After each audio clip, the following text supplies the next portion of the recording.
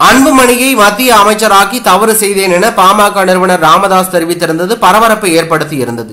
பாமகவில் கடந்த சில நாட்களாகவே அந்த கட்சி நிறுவனர் ராமதாஸ் மற்றும் தலைவர் அன்புமணி ராமதாஸ் இடையே உட்கட்சி பிரச்சனை ஏற்பட்டு வருகிறது. இந்த மோதல் முற்றியதை அடுத்து அன்புமணியை கட்சியின் தலைவர் பதவியிலிருந்து நீக்குவதாக ராமதாஸ் அறிவித்திருந்தார்.